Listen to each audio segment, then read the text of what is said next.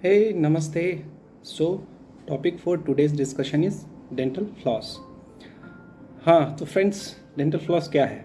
बहुत सारे लोगों ने इसका नाम शायद सुन भी ना रखा हो, या जो लोग डेंटिस्ट के पास रेगुलर विजिट करते हैं वो शायद फेमिलियर होंगे।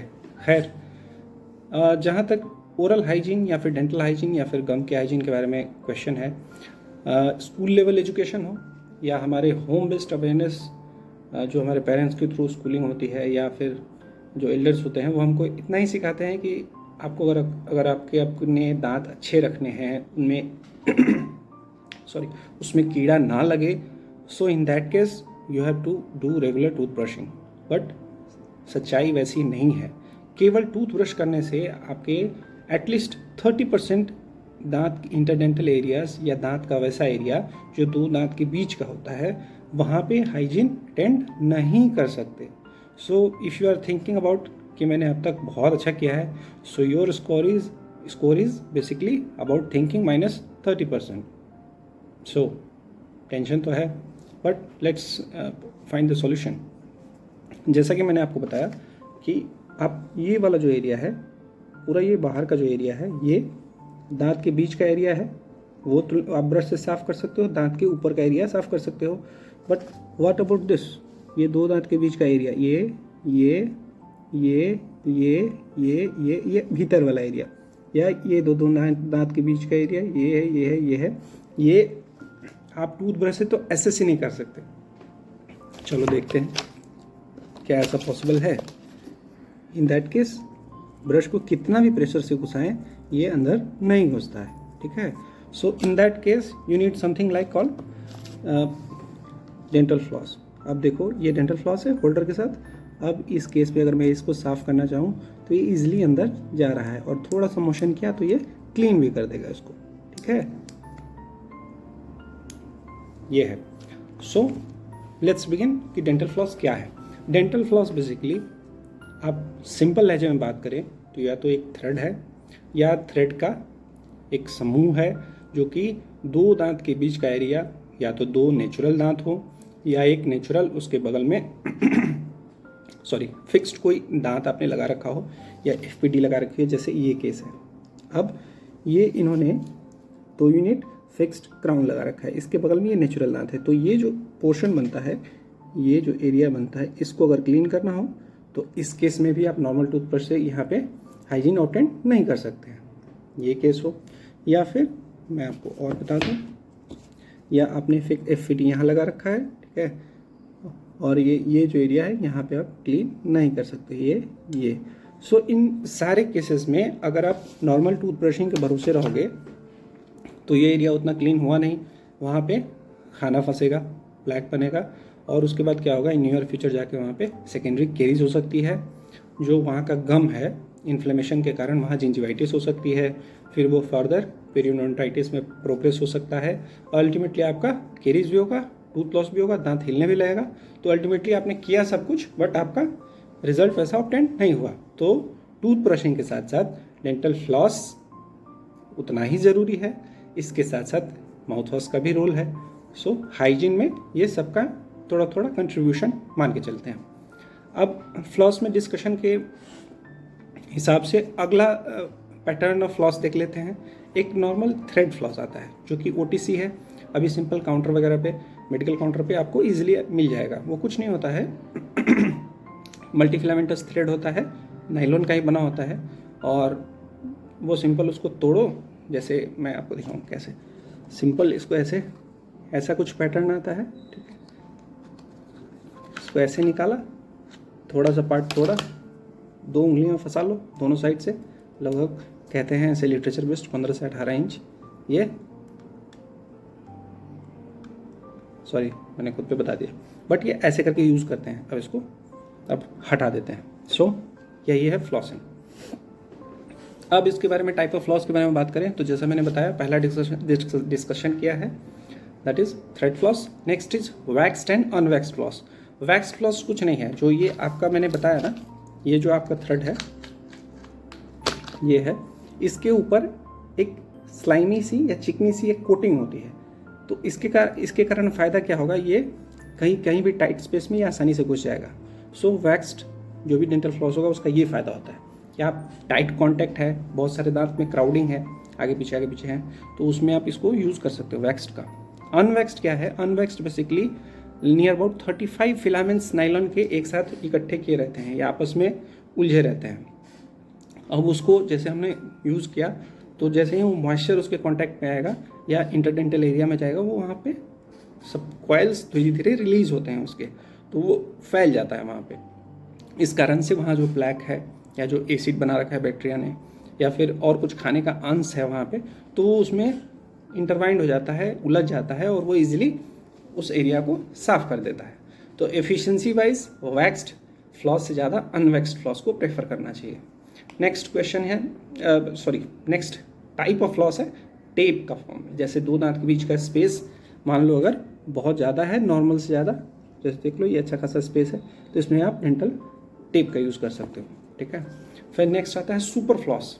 सुपर फ्लॉस जैसा नाम है वैसी इसकी स्ट्रेंथ होती है, ये काफ़ी मजबूत होता है, यार्न का बना होता है ना।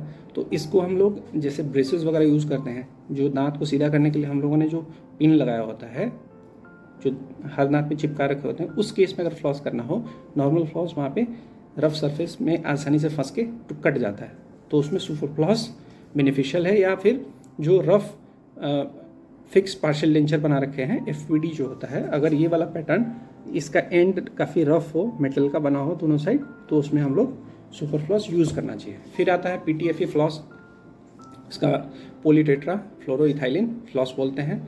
इसका एक कंपोनेंट होता है जो कि कार्सिनोजेनिक, जिसका रोल हम लोगों ने मतलब रिसेंट ये ऐसा पता चला है, तो दैट्स वाई बहुत सारे देश में इसको बैन कर रखा है अभी। परफ्लोरोऑक्टेनोइक एसिड नाम का कंस्टिट्यूएंट है, इस कारण से अभी रिसेंट हमारे इंडिया में स्टीम फ्लॉस की कंपनी स्टीम, उसने ये अपना प्रोडक्ट अभी होल्ड किया है। फिर इसके अलावा आता है फ्लॉसिंग एड, जिसमें कि मतलब बहुत सारा फ्लॉस को मॉडिफाई किया है। जैसे आप उंगली से ऐसे पकड़ के करते हो, तो उसमें जैसे कुछ हैंडल का यूज़ किया है, तो ये फ्लॉस विथ हैंडल हो गया, जिसको ऐसे पकड़ा और दो दांत के बीच में हम यूज़ करते चलेंगे।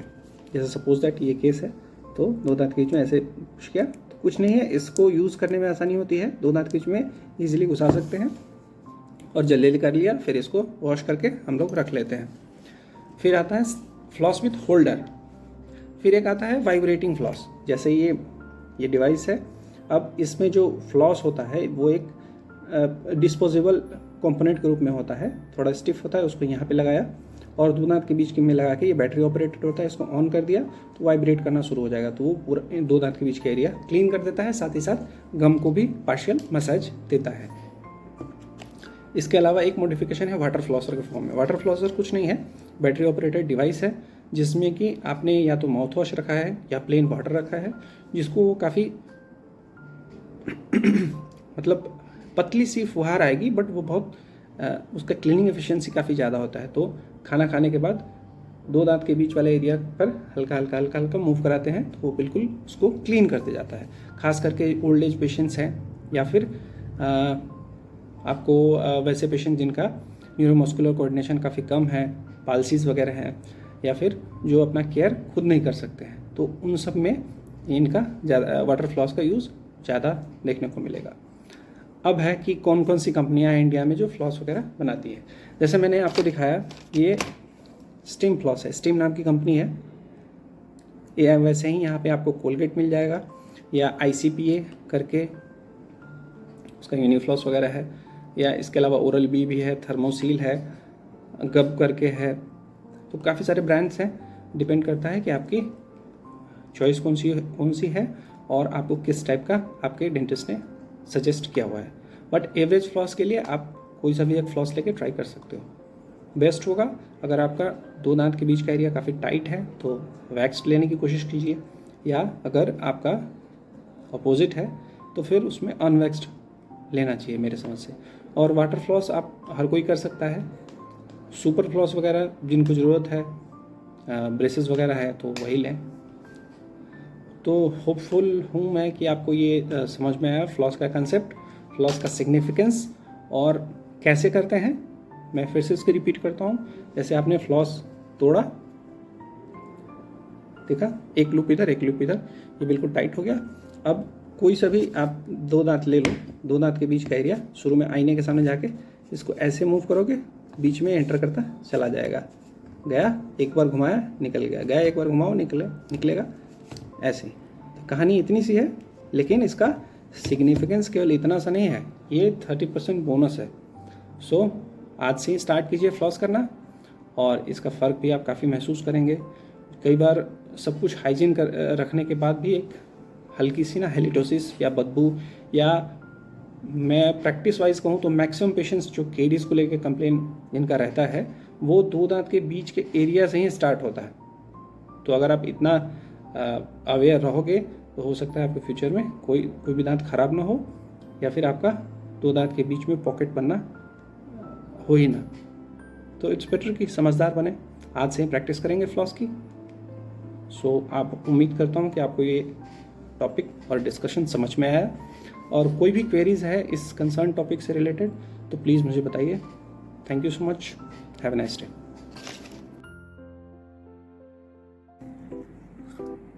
तो बेसिकली हम फ्लॉस करने के लिए सबसे पहले लगभग 15 से 18 इंच का एक फ्लॉस का थ्रेड तोड़ लिया। अब इसके बाद उंगली के दोनों साइड में फंसाना है, और इंटरडेंटल एरिया जितना है 2 दांत के बीच का स्पेस स्टार्ट करते जाना है आईने के सामने। ये फर्स्ट ऐसे डाला, थोड़ा सा मूव कराया, फिर नेक्स्ट ऐसे करते जाएंगे, और एक बार सारे